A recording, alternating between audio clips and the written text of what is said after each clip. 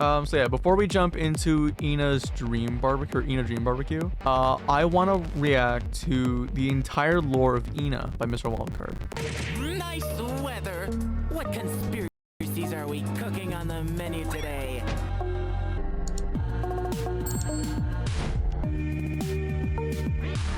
What is going on? Dude, we're like 15 seconds in and I'm already confused, but okay. The ENA series, created by Joel G on YouTube, is an amazingly created abstract collection of videos. The videos themselves represent animations of really old Windows games. The characters, voice acting, and setting itself has me fully invested with the series, and as I was watching, I decided I wanted to unravel, or at least try to unravel, what the series might mean. This is the entire lore of ENA. P.S. I recommend you check out the series, link is in the description. Ah, auction day. These are the utmost grand of days. The ENA series focuses on a character called ENA, along with her close friend Mooney. They both go on interesting trips around the weird little world, and ENA can be described as representing a two-faced persona, quite literally. When her right side is talking, she appears to be much more cheerful and grounded in reality, able to confidently voice her opinions. Oh, merci. It is so good to be in your presence again. Please speak to me through the body language of the gods. When her left side is talking, she makes a little less sense and appears more negatively, especially on herself. I keep hearing voices inside my head. They tell me to eat my veggies. Sometimes her left side becomes so dominant that it ends up turning white and completely removes the right side, and vice versa. Mooney displays a lot more sarcasm and is a bit of a tougher friend who keeps ENA stable in her emotions. At some point, Mooney even dismisses ENA's emotional outbursts, and in the first episode proceeds to call everyone at the auction they're attending ugly, which sort of gives you an insight as to her personality.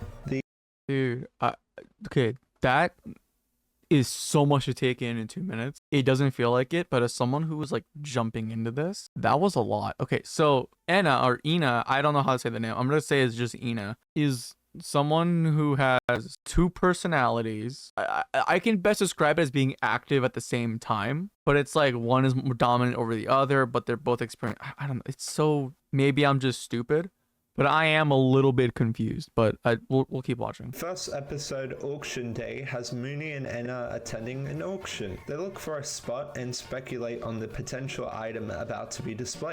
We also see ENA take back emotional control quite quickly after being upset, showing she can override her emotions if she tries hard enough or if someone else is there to support her. An auctioneer appears and begins showing the item of the day, a dog inside of an hourglass. This scene I do find interesting, despite the weirdness of the world when Mooney says this sentence, That dog looks like he has something to say. If you get what I'm saying. It appears that ENA is able to recognize the strangeness of it. Wait. No. That was very weird. What is wrong with you? In a world filled with stuff like this, I was interested in the dialogue after going back on the scene. After the auction attendants begin making offers. Okay, I'm gonna say this now.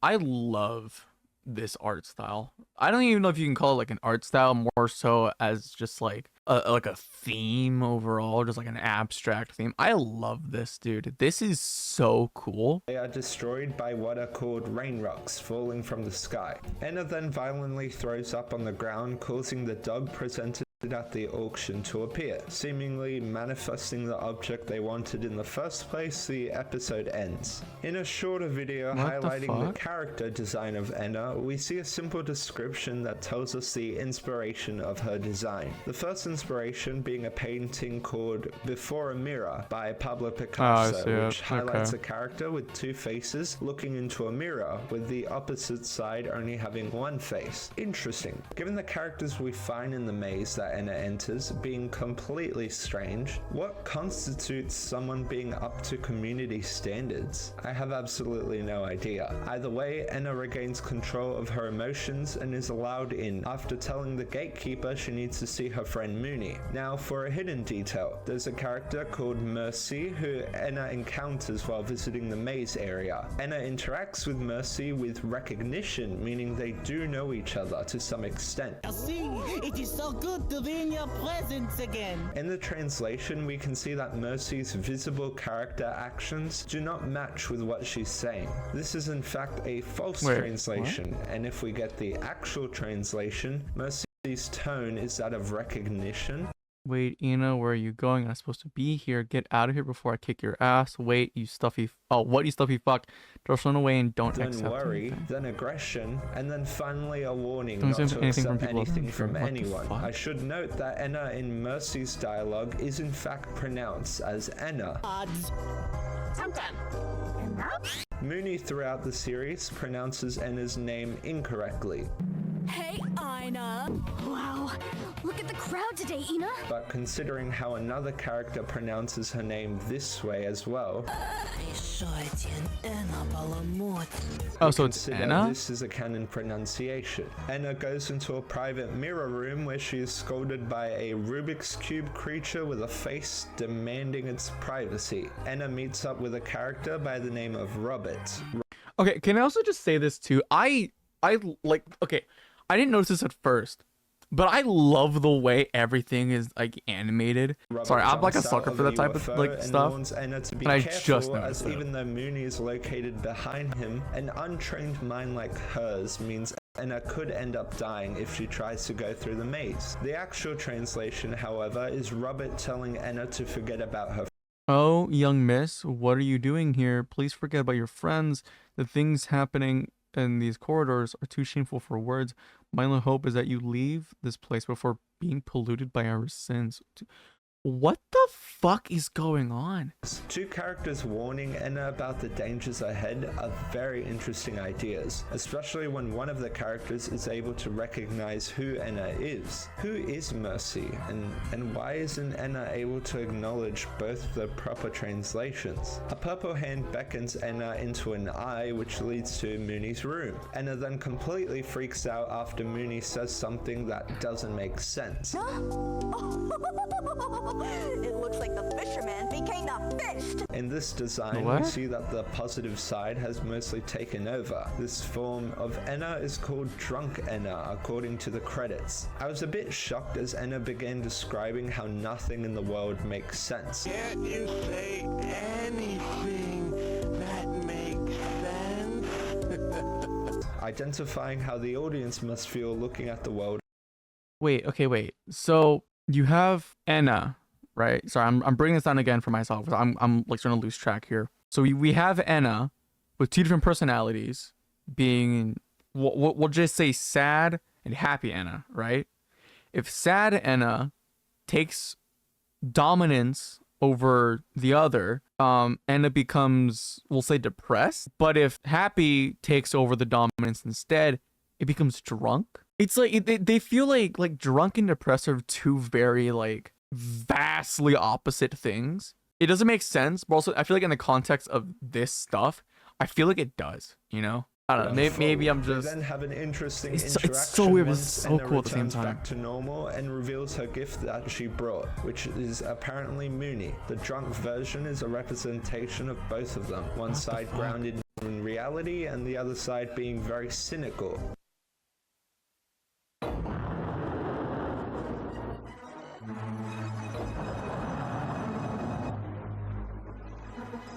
Temptation Stairway is by far the most interesting video and is probably the reason you've come this far. What does it mean? What does it represent? There's a lot more abstraction to try and dissect here, so let's get into it. Looks like a the fucking episode video game. begins That's with cool. ENA and Mooney gathered at an event. Mooney shows ENA a skateboarding trick before ENA makes a negative remark. This is despite the fact she has her happy side taking over her. Mooney talks about being finally able to make a wish.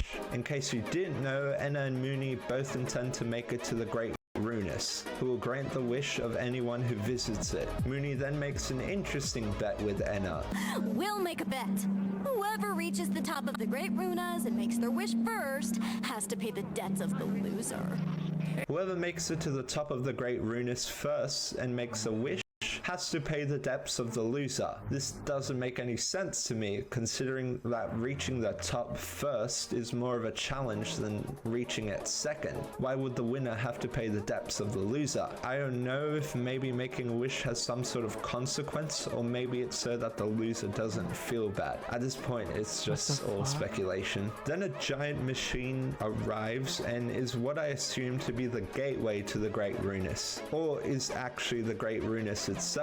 Mannequins are flying everywhere as they attempt to reach it, and we see that Mooney gets trampled by a crowd. In this scene, I suspect that ENA's sad side completely takes over, removing the positive side from herself. We also see part of her body explode as she completely loses it emotionally. We then take the perspective of ENA as she attempts to walk through the crowd, and we also see a timer. ENA then talks to a frog or toad stuck inside of a brick. The frog asks if ENA is here to save the youth, before violently kicking her in order to calm her down. It is at this point that ENA's happy side takes over. The toad then informs ENA that she probably intends to make a wish. The toad then states that the Great Ruinous is a limited event, which may explain why all the mannequins are trying to desperately reach the top. Notice how neither of the stacks of people are gathering together to reach the top. They are all in their own separate groups, failing to realize that this is an inefficient way of reaching the Great Ruinous. We then meet up with a merchant who does seem to have an accurate translation,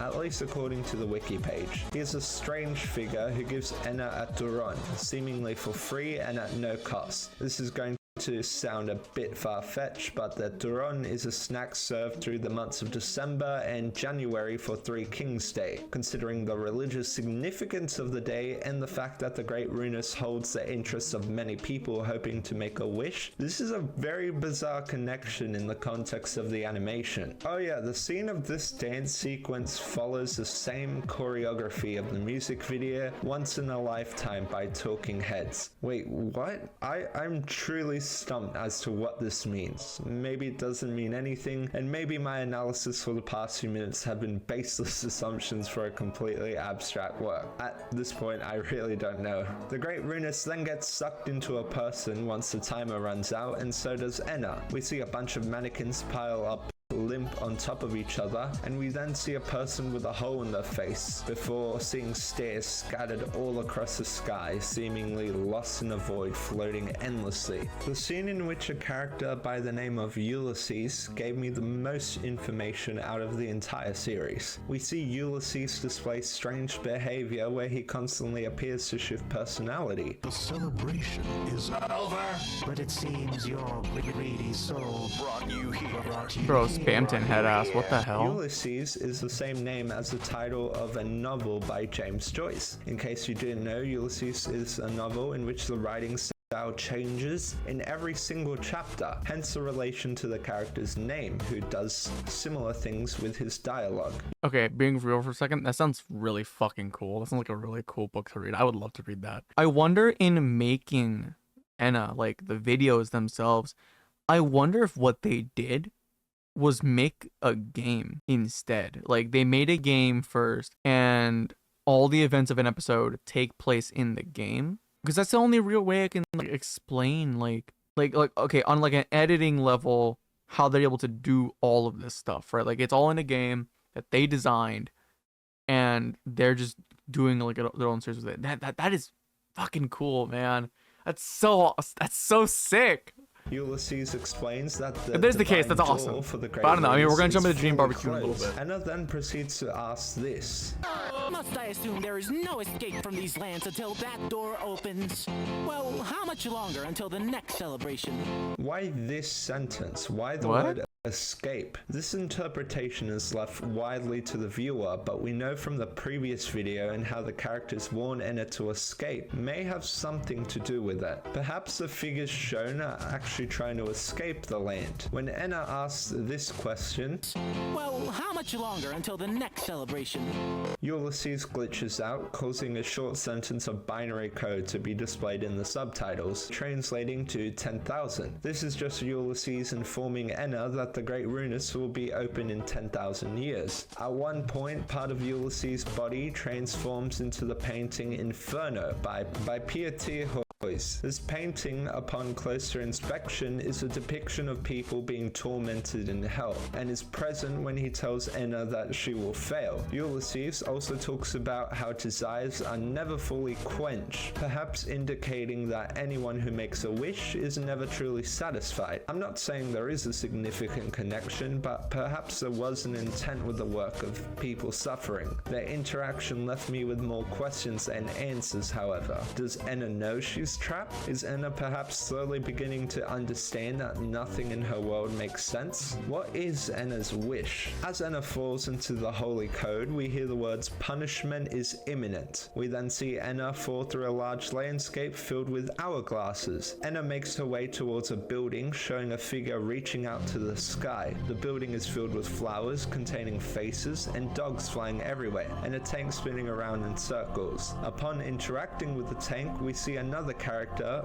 by the name of the Shepherd. We see that the Shepherd resembles the design of a painting titled Picasso's Cat El Gato by Norma Salt. The Shepherd, upon greeting ENA, a lot of complains Picasso of another references in ENA this. troublemaker.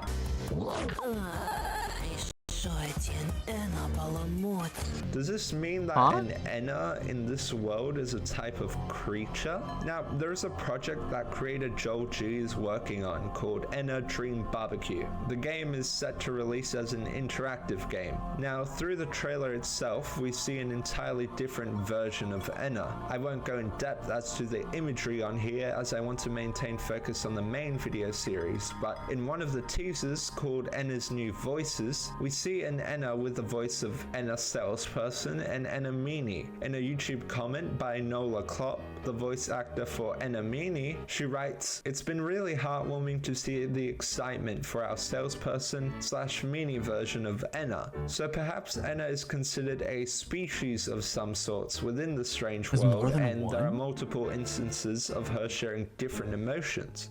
The Shepherd says she cannot let ENA pass, as the Great Runus would become very angry if ENA was allowed to walk through. This is when the Shepherd sees ENA has a Duron, and in exchange for it gives ENA a blood ID. The purpose of the blood ID, according to the Shepherd, is that the person holding it has the responsibility of collecting generous offerings for them possibly referring to the Shepherd and the herd of flowers and dogs. It appears there is some sort of organized procedure or structure that needs to take place for the functioning of the world. The Shepherd falls asleep and ENA moves forward. Now in this scene we actually see a bunch of ENAs floating. Perhaps these were the attempts of previous ENAs trying to make a wish. Throughout the scene we see the ENAs slowly shifting into what appears to be blue mannequins. This makes me wonder whether the mannequins shown are actually people with distinct designs that simply cannot be seen through the eyes of ENA. We then see ENA enter the temple, but we also find what appears to be a data matrix code. Upon translating it, it reads, "Forget your past." Maybe each of the characters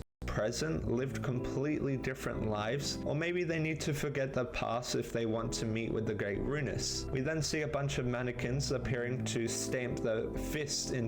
Okay, is this hell? There's so much of this pointing towards like the world that ENA is in is a hell. That's like the only thing I can really think of. I don't know, because the way I interpret forget your past is like forget your past and you'll be better off like in this land, or like whatever the Great Runus is, or whatever like gateway. I think, I don't know, man. Like a lot of this is just telling me that like this is hell. It's so This series is so fucking cool from what we like the 16 minutes that we've seen from this video. It is so cool, and it has me invested, honestly. This has me thoroughly invested. And frustration, possibly because they cannot find the Great Ruinous. So maybe they need to forget their past in order to be allowed access through to the entrance. We see ENA approach a banana before the characters Mariah and Gabo appear. During a Twitch stream, it was revealed that these two characters were based off of a religious painting. This painting is not specified, but it is quite possibly Salome bearing the head of St. John the Baptist by Guido Reni. Upon giving the blood ID to them, Mariah gets angry, saying that the blood tastes nothing like her. ENA then completely loses it, telling both of them that they are living a lie. You're all living a lie! This shocks Mariah, and she appears almost impressed, even going so far as to give ENA directions towards the Great Ruinous. Maybe this is a part of a test to meet the Great Ruinous that ENA unknowingly passed, although this is more speculation. We see ENA make her way through some sort of desert where we see an Ophanium. An Ophanium is an angel who in some religious interpretations is known to never sleep and guards the throne of God. The Ophanium unleashes a character by the name of Findo, who challenges ENA to an interview ritual where they must fight. ENA responds so negatively that Findo feels bad and gives her the route without needing to engage in an interview. Further along the road, ENA encounters what I think are cracked eggs inspired by the painting Deadvlay by artist Tertius Van Dyke, and encounters a sort of fountain made of bones after following an orb. ENA stains the water red as advised by Findo and manages to find that the landscape in front of her has changed. As ENA entered the pyramid, I noticed that she would jump in the hallway whenever a black void appeared beneath her, almost as if avoiding it. Just an interesting observation. We finally see ENA approach the Great Ruinous via a bridge, and looking around we see there are other doors to be opened. So creepy. Are there perhaps other gods in this world? We then This is see so that fucking Mooney cool, but has it's so reached creepy at this the same place time. first, having met the Great Ruinous. We oddly see ENA excited by this as she's about to have her debts paid off. Yet it's kind of weird because she didn't get her wish or get to meet the Great Ruinous. We also see a cane sticking out of Mooney, probably meaning she encountered the shepherd at some point and might have gotten into some sort of altercation. ENA asks how her physical form was able to get to the Great Ruinous in such a short period of time. I think this is just ENA's weird way of talking and could just be an inquiry into how she got here so fast. Throughout the scene, we also see ENA finally have both positive sides take over her. I'm not sure if ENA ever got her wish answered, but if she did, it would probably be to finally be happy and have a balance between both of her emotions. ENA asks what Mooney's wish was, and she refuses to elaborate further due to embarrassment. Mooney then breaks in half, revealing her new form. What? Turns out Mooney's wish was to be thinner. Mooney is ashamed. Alright! I wish to be thinner! ENA is deeply disappointed, and I am very confused. This is so weird. I'm still running with my interpretation that the world of ENA, or like the world that ENA is hell in some way. Now that we see what the Great Ruinous is, or what it I guess was, which is this like door. The fact that Mooney was able to get there first and have their wish to become thinner, which by the way, this is very fucking creepy. I don't know. This is disturbing to me in some way. It's so weird because like it's very clear that like everything in this series is meant to be like abstract. None of it makes any fucking sense. Like it's all just, it's so weird. But at the same time, I can't help but feel interested in it all. Like this is so fucking cool. it's so cool, but it's so weird at the same time. I don't know how to describe it. Like the best, that's like the best way I can. And I gotta say, I love the like MS Paint look of everything here. I love this. This is fucking sick. Like this is really cool. I don't know. It's cool though. It's cool. Can't wait to jump to Dream Barbecue. Holy shit.